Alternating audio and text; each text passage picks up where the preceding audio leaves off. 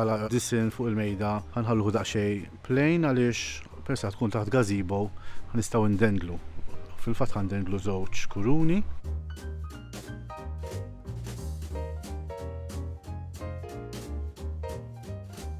Ħandawruhom bil-wera u bil-lumi, bil-roses biex noħolqu lek iktar ambjent mediterranju.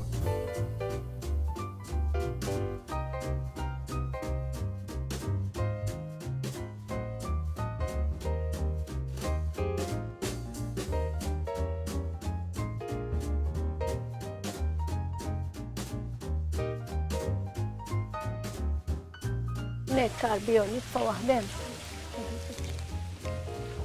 Mela. Vincenzo, cominciamo la tavola da questa parte e poi quando finisce l'altra finiamo là. Cominciamo detto. 1, 2, 3, 4, 5, 6, 7. Era macchiato, per questo l'ho tolto. Ok. Ok. 1, 2, 3, 4, 5. Lasciate posto che deve...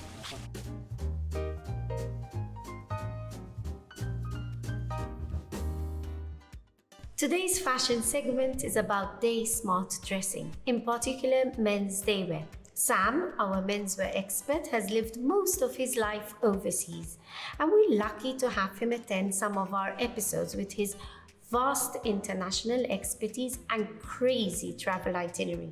So with pleasure, I welcome Sam to the show. Hi Sam, welcome to Flip the Venue. Thank you for finding time in your crazy schedule to come and give some lovely tips and knowledge to our viewers. Thank you very much, Sarah. It's a pleasure to be here. And I believe today we're going to be discussing daywear or smart casual attire. Exactly, which is a bit confusing for most men when they get an invite day smart casual. I mean, sometimes even my husband asks me, okay, so what is this today, you know? So I wanted to expand on this. So my first question to you today is, what does day smart for men mean entail? This is actually quite a good question because a lot of people tend to think that day smart and smart casual, for example, which is a similar dress code, have a set of rules. In reality, fashion itself is about breaking rules and making it look effortless. Okay. So before we start the conversation, I think it's very important that everyone appreciates that it's a very subjective topic, and how you look and how you feel is very much personal to the individual wearer. Definitely. So we're going to give guidelines, but everybody can do what they like, really and truly, no? Exactly. There you go. Rules are meant to be broken. So let's start with that. Smart casual. It is essentially a hybrid of the name that it's given itself.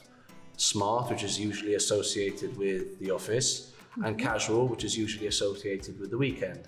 Okay. So when we're talking about an event, the event for smart casual usually is some form of lunch or dinner or cocktail party or visit out to watch the sport.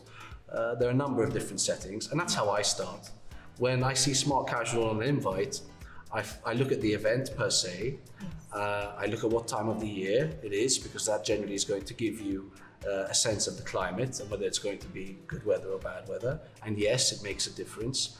I look at the audience who are going to be there, and the scope, i.e. business smart casual, is very different to a social event for friends, which is smart casual. Yes, like a luncheon, like our setup today.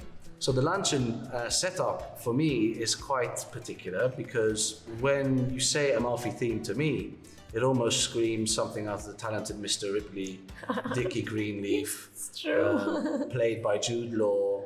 So you're looking at 5-pocket trousers or a nice chino, and those can be normally in earthy colors or even a block color if you like.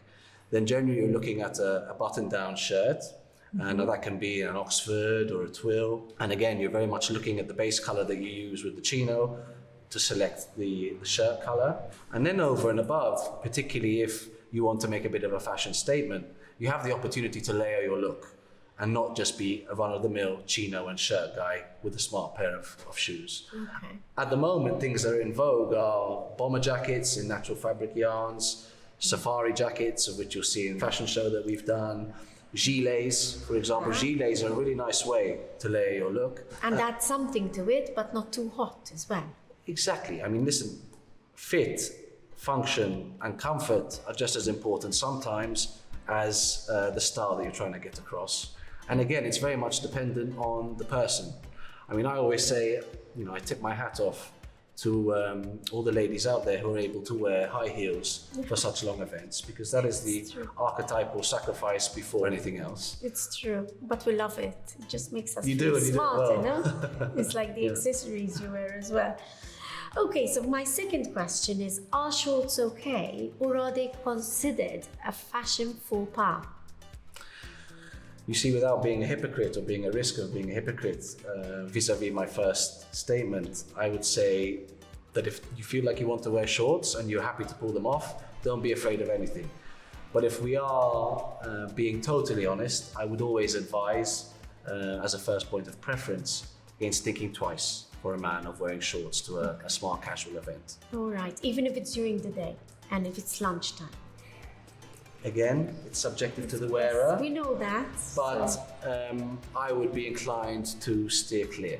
Okay, very good. You are the expert, so this is what we're giving advice, no?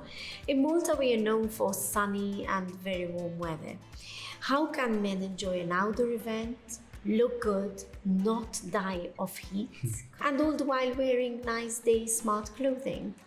Again, and particularly in a Maltese context, this is a fantastic question. I think it's everyone's worst nightmare come July, August, and part of the September humidity to go to a lot of these events. So there's a number of different things, again, that one can do. The first is look at what time of year it is. If it's a wedding, when is the wedding? Is it a morning or an evening wedding?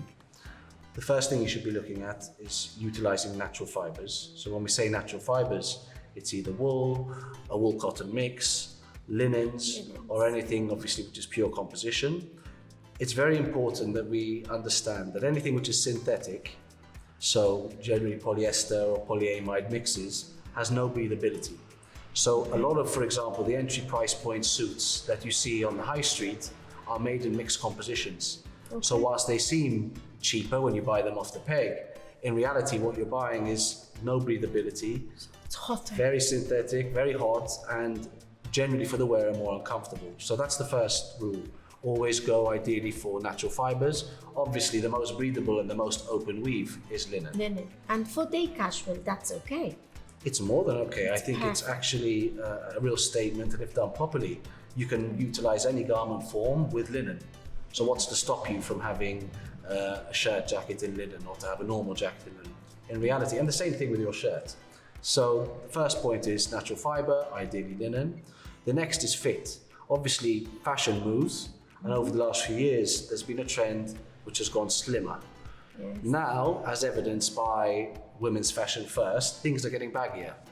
So often women's fashion is obviously driven first from the catwalks, and that's why generally trend is led from women, which then shifts into men afterwards. Okay, so the slim fit is a bit on So the way out. it's on the way out. That's why you're seeing ladies with baggy jeans now, oversized dresses coming back in. True. So this is something that men can take advantage of as well.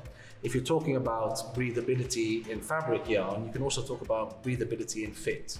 So a contemporary fit or a larger fitting trouser and jacket, as long as it matches well with your silhouette, let's not forget you don't want to have anything just too big or too tight, then you're going to get a lot more circulation of air. The last is to try and utilize ankle socks, particularly if it's a summer wedding. One, it's a great fashion statement that you've got tassel loafers or a nice derby or a brogue or something like that, which looks as if you're not wearing socks, but in reality you've got an ankle sock on, and it allows for more breathability from the hem of the trouser. Excellent.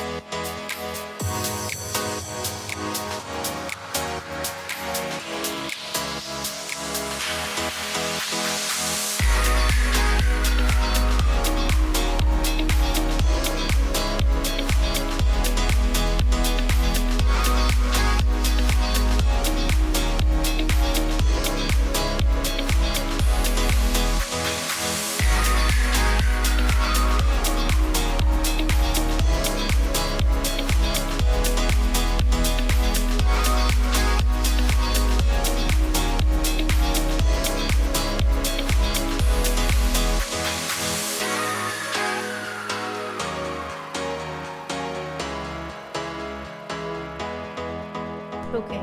Jeans, we all wear them. They're comfortable and durable. Are they okay for a day luncheon? Are they considered too casual? Personally, I would never wear denim to a day function. Having said that, most people understand denim in the traditional way, which is, a Levi type jean and the usual navy color and wash. But in reality today, you can get a number of 5-pocket trousers which don't look like denim. Yeah. So, a white 5-pocket essentially looks like any other neutral white chino, technically. So again, it's subject to the interpretation and the creativity of the wearer. But as a general rule, I'd say stay away. Accessories, I love them. How can ties, handkerchiefs, braces, suspenders enhance the smart casual look? And some people prefer not to. Should they not? I need to know all about this from you. This is every man's, secret weapon portfolio for looking good with their outfits. I have a lot of fun with this question. But it's like everything, like Mummy's old rule, which is too much of anything, or too much. OTT. Exactly. It's over the top, so overkill. So one needs to be careful and again think about the events. Today, for example, what I consider the accessories that I'm wearing is obviously a watch, a bracelet, and a pocket square. If I had gone for a tie and cufflinks and a fob pocket watch with this look, that would be overkill. Yes. Having said that though, one should always imbue the outfit with a little bit of personality. Something that I forgot to mention is a boutonniere, lapel pin. These are very popular and very old world with a lot of the private members clubs. But today, they are coming back in vogue. A lot of brands are actually using these as a marketing tool. A symbol, no? Exactly. A status as well. A sense of belonging, and Yes. you have a lot of obviously family trees and marks which people use in the boutonniere, similar to the signet ring, which is another very, very popular accessory. And they're in again as well. The Totally. signature. Today you're seeing a rise of the metrosexual man almost. You've got bracelets, rings, all kinds of different care products which are coming into it now. Men care more about how they look and how they feel. It's important. And Why should- accessories give you the opportunity to imbue your outfit with personality. And I think it's very important. Why should only women accessorize? Exactly. I think it's good that the man shows the interest and the accessories put together, which makes him look better. It's a great way to match the outfit of the women. partner without going too far. That's true, like the tie with the color of the dress, but not making it too obvious. Because if it's too obvious, it looks wrong. Yes. But if there's an element which picks up some accents, it can be really tasty. I love that.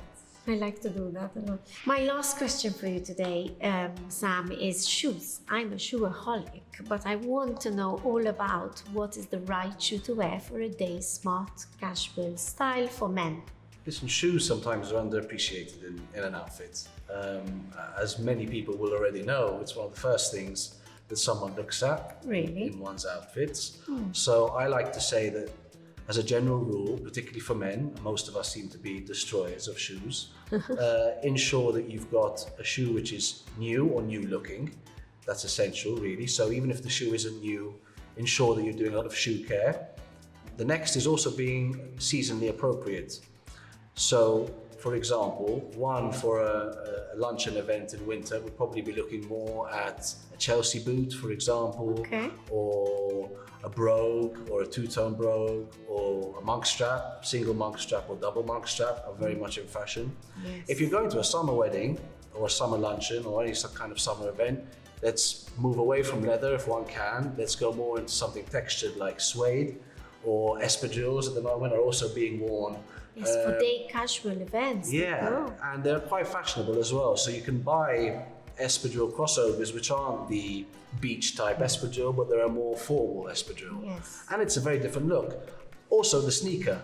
Don't forget that, and when we say the sneaker, we don't mean the traditional tennis shoe, which is used for running or for sport, but a designed sneaker in a clean white base can be worn with tailoring, can be worn with the smart casual looks I was talking about earlier. So. And overseas, you're even seeing now a crossover with textures, even within leather and suede on the sneaker. It's becoming like a design item.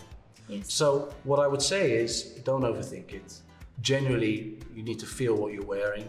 Always try and be a little bit different. So think innovation, try and think, how am I going to be different to what everyone else is wearing without obviously wearing a clown costume to a wedding or course. a dinner jacket to the races. Yes. So appropriate, but make it personal. Exactly. I think that would be great. Sam, such a pleasure to have you on the program, and we do have quite a few episodes where you're going to grace us with your presence. So I look forward to those too. And thank you again for your expert advice. Thank you for having me.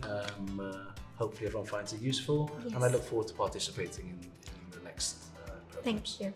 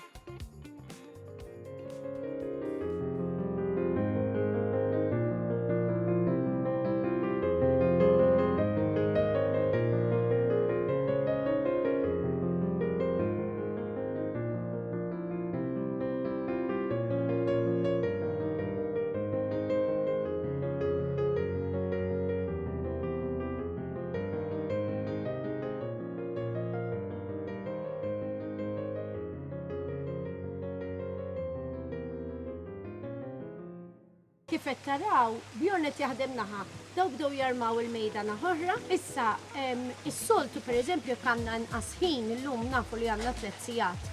Imma b'hekk ridna vera naqsu l-ħin stajna li Bjorn iġib il-girlandi lesti, ma jiena nħobb li narmaw kollox fil-post. Issa kif qed taraw Bjorn lest minn din naħa, kan resqu l-imwiet daw ġabdew in-naħa l-oħra, jiġifieri kważi lesti.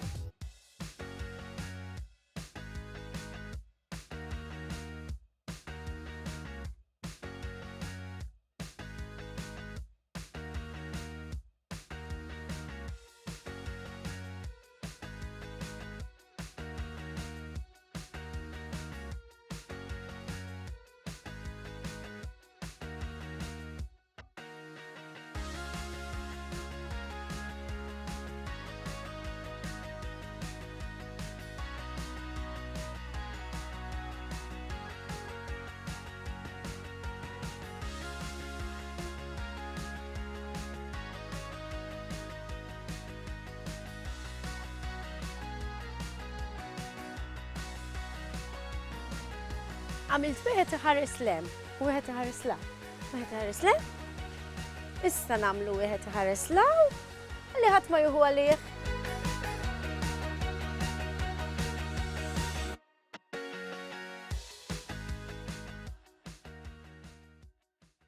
Flip the Venue jixtieq jirringrazzja lil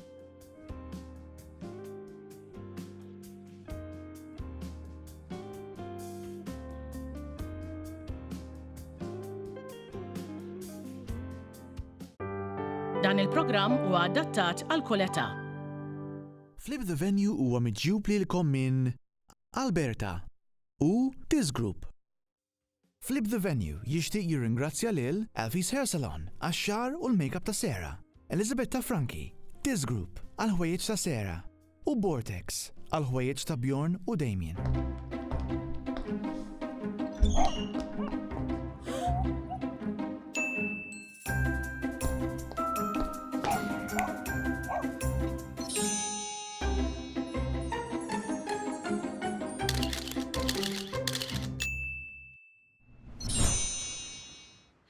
Merħba għal program Flip the Venue, ix-show fej nippreżentawlkom idejat innovattivi u popolari ta' dan il-mument, kif ukoll intukom soluzzjonijiet jew pariri ta' kif xi festin li jista' jkollkom bħal ngħidu aħna birthday uċċija, rusija, kif ukoll tiġijiet eċċetra jistgħu jiġu dekorati. Xikel u xorb u adattatu ħafna iżjed informazzjoni. Nirringrazzjakom mill-ġdid li rġajtu naqattu magħna. Illum se narmaw f'post storiku, anzi f'palazz storiku, bi storja antika u ġonna meraviljużi li jixbħu palazz irjali. Huwa hawn li se nurukom kif okkażjoni sempliċi bħal ikla tal-nofsinhar tista' tkun dekorata oriġinali imma fl-istess ħin tibqa' intima. U x'għandkom tilbsu għal dawn l-okkażjonijiet. Illum ser nitkellmu partikolarment fuq id-dress code tal-irġiel għal matul il-ġurnata meta l-invit jgħajjat Day Smart Dress Code. Imma qabel nibdew it-trasformazzjoni ta' dan il-post, ħanatu titwila lil dan il-palazz ta' ġmiel li ma bħalu, ġmiel minn ġewwa u minn barra. Dan il-palazz inbena fis-seklu 19 u jinsab fiż-żona ċentrali ta' Malta. Hija dar għal wieħed mill-isbaħ ġonna f'Malta, mimli b'firxa ta' fjuri, ġonna tal-frott u serer imħadma mill-isbaħ. Arkitettonikament, il-post huwa żwieġ perfett kemm tal-kultura Maltija kif ukoll dik Taljana. Bħal raħal medjevali ħajt idawwar il-ġonna iżommu privat, paċifiku u tranquill.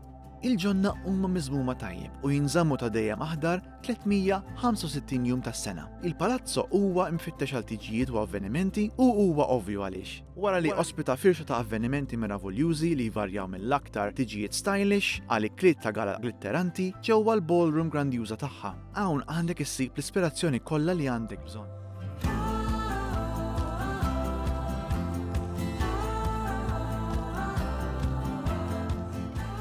Nintroduċu lil Bjorn, b'25 sena ta' esperjenza fl-arti tal-fjuri. Bjorn huwa l-espert tal-fjuri ta' Flip the Venue, rebbieħ ta' diversi premi u għandu portafol impressjonanti ta' klijenti. Bjorn jissupplixxi stabilimenti fejn isiru t-tiġijiet u ristoranti rinomati f'Malta u f'Għawdex.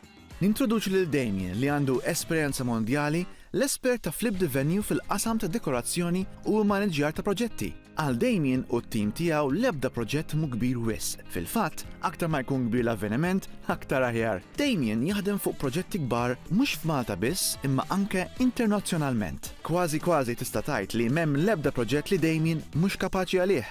Sarah hija planner ta' avvenimenti lussużi u tispeċjalizza f'tiġi stravaganti u ċelebrazzjonijiet ta' klassi. Mill-2001, Sarah u t-tim tagħha ippjanaw, organizzaw u wettqu aktar minn 1000 avveniment u tiġijiet. Sarah għandha għajna sbuħija, impenn għal perfezzjoni u talent għad-dettall. It-talent ta' Sarah matul is-snin attira anke klijenti notevoli u ta' fama internazzjonali. Bjorn, nilqawk għal programm ieħor Flip the Venue. Grazzi. U llum solo soli, bla Damien, imma hemm raġuni wkoll. Għax illum xtaqna nuru li setup sempliċi li tista' tagħmlu fil-ġnien tiegħek id-dar fuq il-bejt. M'hemmx għalfejn li jkollu strutturi kbar u affarijiet kbar. Importanti li nuru anke lill-telespettaturi tad-dar li tista' torganizza xi ħaġa sabiħa u sempliċi u tagħmilha faċli. Eżatt, ċertu nies jaqtaw qalbu ma jaħsbu li jridu jagħmlu ħafna affarijiet. Eżatt. Mentri m'għandekx għalfejn. Le. Kumma jkollha bżonn mejda, Eżatt. mbagħad tħalli f'idejna. Pożati. Pożati. U naqra dekorazzjoni kif se tidħollu damel. Eżatt, dejjem trid tadatta l-post li tkun. Eżatt. Mela llum ħaniftu l-kaxxa bħas-soltu. U ħanħorġu l-pjanta llum. Il-żigarella tatina ħiel tal-color scheme jekk mandunawx sissa telespettaturi naħseb qed jaqdu fuqha di l-affari u għaw kif qed taraw għandna setup ġoġnien mejda waħda xi affarijiet jiddendlu imma ma nixtieqx ngħid ħafna iżjed, però nixtieq nispjega lil min qed isegwina llum l-ispirazzjoni li ġabet għal din kreazzjoni tal-lum. Mela, waħda mill-okkażjonijiet favoriti tiegħi hija ikla matul il-ġurnata mal-ħbieb jew mal-familja. Malta hija ideali għal dawn li tlietax ingawdu ġranet sbieħ is-sena kollha u kulħadd jħobb jikol barra fil-beraħ igawdi l-veduta sabiħa jekk din tkun tal-baħar jew tkun xi ġnien sabiħ bħall-palazz li qegħdin fih illum. So jekk wieħed irid jiekol għal fresko u sija jekk wieħed irid sempliċement jiekol barra, l-istess fatturi jgħoddu. Waħda, li jkollna l-okkażjoni li nilbsu pulit. U t-tieni li nqattaw ftit ħin ta' kwalità mal-familja jew mal-ħbieb. Kull okkażjoni tinvolvi ikel u xorb, ikel tajjeb u bnin ma' xi tazza mbit tajba. Kemm hu sabiħ li xi daqqiet wieħed jinsa l-problemi tal-ħajja u jiddeverti ftit. Jagħmel dan f'ħin adattat li ma jkollux joqgħod iħabbel moħħu li wara li jiddeverti u jiċċelebra se jkollu bżonn xi ġurnata oħra biex jiġi ftijaw. U għalhekk inħobb li kliet tal-ofsinhar. Meta toqgħod tqis x'jibqa' wara kull ċelebrazzjoni tara li jibqalek biss memorji sbieħ li tkun ħadd u tajt pjaċir lill-ommok, il-missierek jew lin-nanna jew lin-nannu jew mal-ħbieb. Insomma, nies li jfissru ħafna f'ħajtek u li tożżom ħafna wkoll, dawn huma żminijiet li verament ifissru ħafna l dak li jkun. Allura, x'hemm ippjanat għallum? Illum se nikkreaw ambjent mill-isba u se nippreparaw ikla għal 16 mirruħ jew iżjed. Tista' tkun għal iżjed. Se jkollna mejda waħda twila li tiġbor magħha dawn is-16 mirruħ f'atmosfera ta' komunità u intima f'ġonna meraviljużi li fihom tinsa d-dinja u tħalli l-problemi kollha warajk. Ħadd l-ispirazzjoni mill-kosta tal-Amalfi fejn siġar ta' ċitru huma mkabra kull imkien, anke mal-ġenb ta' triq letteralment. Illum il-post fejn qegħdin jitkellem waħdu għandu dak kollu li għandna bżonn. M'għandniex xi xogħol ibes, is-setting lest u kull ma se nagħmlu se nżidu mażbuħija ta' dan l-ambjent meraviljuż. Biex niftehmu dan li se nagħmlu llum japplika wkoll jekk wieħed se jagħmel xi okkażjoni f'bitħa kbira jew fil-ġnien tad-dar jew fuq il-bejt tal-appartament tal-familja. Se nużaw l-amara li diġà hawn u niffukaw fuq id-dettalji li nħobb wisq. Allura Bjorn, ejja taw paċenzjuż tisma' ninkellem il-nistadlar. Kif se nagħmlu biex noħorġu dad-dettall fid-dekorazzjoni li ovvjament int l-espert u l-arti tiegħek, kif se nagħmlu biex it-tema noħorġuha fid-dekorazzjoni? Kif ġa semmejt inti u waħdu mill-partikolari hija iċ-ċitru. Jiena ġietni l-idea nużaw iċ-ċitru nikkorporawh mal-fjuri u mad-dettalji għan nużaw. Hija oriġinali ħafna x'is-soltu ma mhux dejjem nikkombinawhom flimkien, le? U anke l-istil li ħanħolqu kif ġarajna ndendlu xi ħaġa. Hemm affarijiet oħra li ħandaħlu ċitru fih ukoll, però ma affarijiet li issa narawhom quddiem. Però ħankombinaw il-kuluri wkoll, ovvjament ma' ċitru ħandaħlu kulur partikolari. Ħanużaw il-lumi, il-lumi, l-isfar. L-isfar. Mbagħad ħajbem iktar kuluri oħra li ħajkomplementaw il-komplementa l-istil. Ovvjament il-ħaxix huwa importanti wkoll biex noħorġu l-isfar minn toħroġ il-kontrast. Eżatt. U bħala fjuri ħanuża l-warda, il-roses. Allura li hija klassika. Klassika fl-istess ħin ħadd idħol sabiħ mal-lum l-isfar tagħha xi rose hija fjura partikolari li l-isfar tagħha huwa sabiħ kulur, mhux kull fjura li jkollha l-isfar kif irridu aħna. Allura jiena żilt ir-rose għax rajta li iktar waħda taqbel mal-lumi. Daqshekk dettalla lissa Bjorn. Jaqbel li nħallu n-nistandar jaraw il-bidu tal-flip tal-lum u ma ninsowx li għandna 3 sigħat tad-dispożizzjoni tagħna f'kull programm dan huwa challenge li nagħtu lil nfusna. Imma llum nisperaw li nlestu qabel. Sewwa. Eżatt. Jiġifieri llum faċli, nistgħu nieħdu kafè hekk fin-nofs, noqogħdu relax. Sa nara, dejjem jaqla xi ħaġa. Tajjeb, ħanħallikom tgawdu l-bidu tal-flip.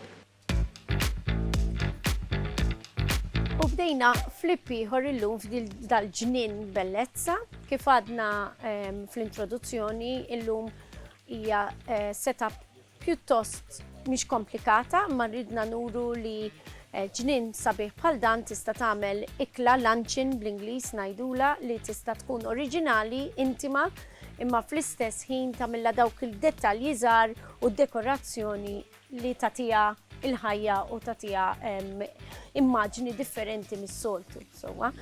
Mela, bdejna l-ħin, kif rajtu, is-soltu aħna dejjem nagħtu lil nfusna 3 sigħat, illum qed nispera bjorn li nkunu lesti qabel. Eżatt, issa l-ewwel ħaġa li ħanagħmlu hija narmaw l-imwejjed imma mhux nibdew narmaw fuqhom, ħanarmaw l-imwejjed ħalli bjorn ikun jaf għax ħendendlu xi kif tgħidilhom. Girlandi bil. Eżatt, bil-affarijiet. Eżatt, imma biex inkunu nafu ċ-ċentru l-ewwel irdu narmaw l-imwejjed, inresqu l-imwejjed u nerġgħu biex ikun jista' jitla' fuq is-sellum.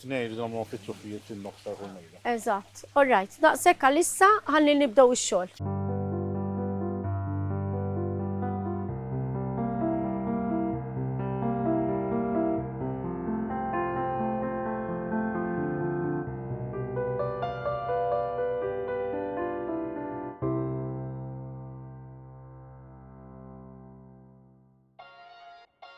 Mela, illum qegħdin ġodda ġnien daqshekk sabiħ, għandna grupp ta' ħbieb li ddeċidew li ħajamlu luncheon hawnhekk u xtaqgħu feeling Mediterranju.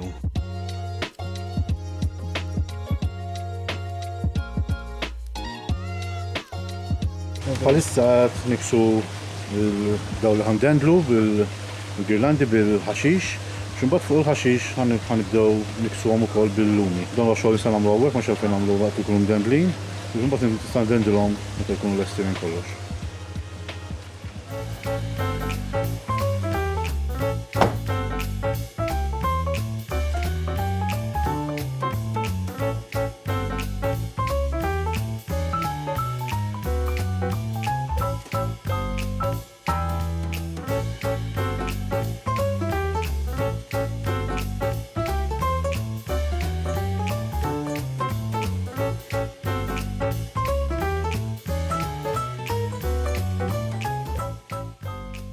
Costano 35 euro. Ti avete, perché? Sono tutti diversi però. Abbiamo troppo colore poi. Guarda, perché questi, con il limone questo è Sì, bellissimo. anche con le posate, lega molto Sì. bene chiaramente. Allora, vedi se hai 16 di questi.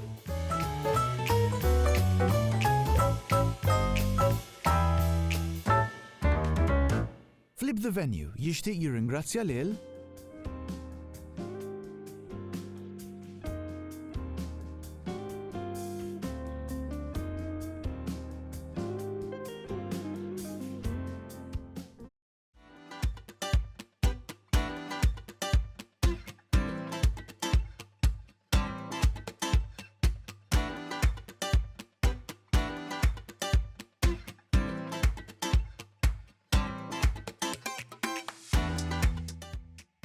Mela, sija u 35 minuta, mhux daqshekk ħażin.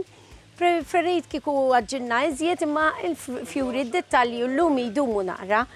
Issa ressaqnieh l-arloġġ għax ġiet ġurnata bellezza bix-xemx u ovvjament ma stajniex naqrah fuq il-bar, imma ressaqnieh fuq siġġu biex tkunu tistgħu taraw intom ukoll.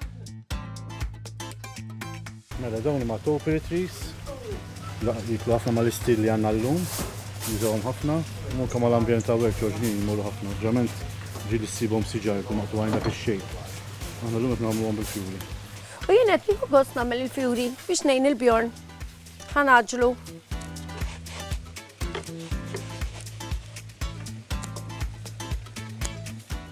Nibda nagħmel il-fjuri jien Bjorn. Relax. Hija ħemela, ma tistara kemm jiġilek. Kif jibda t-tiċ jew l-okkażjoni nitlaq id-dar. Fimt? Mhux naħdem Ma sal-aħħar. titqum fil-5 filgħodu, u tgħidna l-fjuri. Ejja. Mula lihom u ġibhom u tnaddafhom. Tini roses. Jandu waħda fuq illum Bjorn. Ma sabiħ, għandek sodisfazzjon u meta toħloq xi ħaġa sabiħek.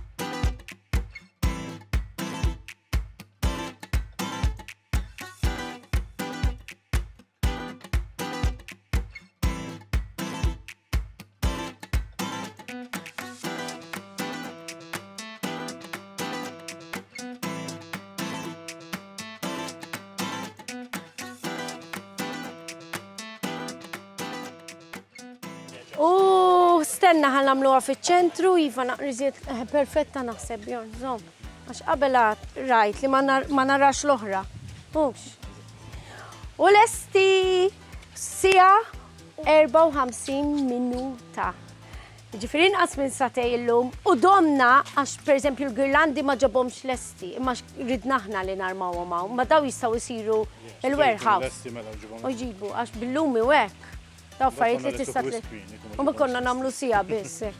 Imma id-dettal bellezza, il-feeling tal-Amalfi tal-Mediterran, ta' dal-ġnien, ta' ċitru kollu ħareġ fih. U vera kontenta u ankintle. Illum soli, insomma. Illum waħedna, marna xinna u kol. Eżatt. Unħallukom hemm.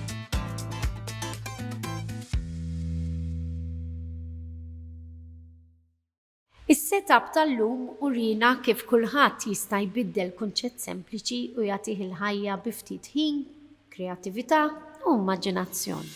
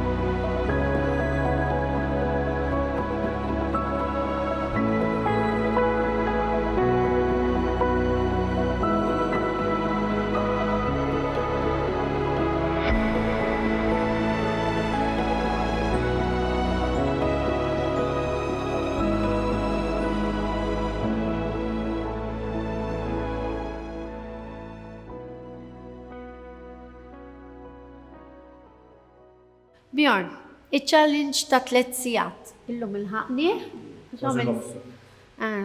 Kważi satej. Ma ħanajdu kollox, stajt iġib il-girlandi mill-warehouse. Ma xtaqna nuru kif il-dinam, u jina u kollu kaċir li ċertu xoja għadha fil-post. Jkun izbaħ, u anka li. Il-size u kif il-dender u l-atmosfera. Fil-post, affarijiet jibqaw sbieħ, meta inti tiġġor l-affarijiet, awtomatikament għalek xi fjuri, għalek xi ħaġa. Eżatt. Titgħod tirranġa xorta. Allura ma l-ewwel aħjar Però importanti li nkunu nafu li ċerti affarijiet jistgħu jsiru anke qabel u jiġu portati ġol. Speċjalment jekk ikunu djar tan-nies, idealment u l-affarijiet lesti mhux ta' ħafna ħin għandu. Eżatt.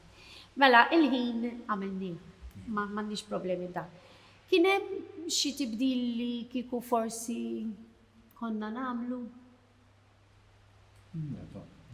Jiena ma naħsibx. Kif setgħu jaraw ħarġet vera sabiħa. Sempliċi sabiħa. Sempliċi ma kuluri. Sinjura ħafna bil-kuluri, bil-dettal. Il-platti qablu mal-pożati, il-tazzi oriġinali. Il-lumi bil-smijiet. Il-menju, kollox. Is-swivet il-kulur vera nħala sabiħa fuq il-mejjed. Jiena l-istess kont nagħmilha. Fil-fatt tant ġbitni. Nixtieq nagħmel waħda bħala d-dar u t-terrazzin. Meta nħarsu lura, kien hemm xi tibdili li ma kienx mistenni llum, ma kellniex xita. Ħarġet ilna ġurnata sabiħa. Importanti, mhux faċli hu f'da x-xhur. Kellna l-kanopi konna sejf imma ma kienx hemm xi tibdili ġalna nbidlu l-affarijiet jew. M'għandniex ingergru, kollox sew. Grazzi tal-paċenzja tiegħek u tal-ġen nikkrealek. Illum ejtek vera ħadd gost. Is-solti kollok it-timbiri ma llum biex iġġalni nħossni hekk at home ġejt waħdek hekk. Konnina ma naħdmu ilu int. Na naħdmu flimkien 20 sena bjorn. U ilna ma naħdmu hekk xi ġurnata waħedna, ma jien ħadd gost ħafna. Grazzi ta' kollox u narak il-programm li jmiss. Nirringrazzjakom li kontu maħna din il-ġimgħa wkoll għall-programm Flip the Venue. Insellimkom u narakom ġimgħa oħra. Però qabel ma nħallikom nixtieq ngħidilkom biex ma tinsux tiċċekkjaw il-paġni soċjali Flip the Venue għall-idejat u l-kompetizzjonijiet. Flip the Venue huwa miġjub lilkom minn Alberta u This Group. Flip the Venue jixtieq jirringrazzja lil Elfie's Hair Salon għax-xar u l-makeup ta' Sera, Elizabetta Franki, This Group għal-ħwejjeġ ta' Sera u Vortex għal-ħwejjeġ ta' Bjorn u Damien.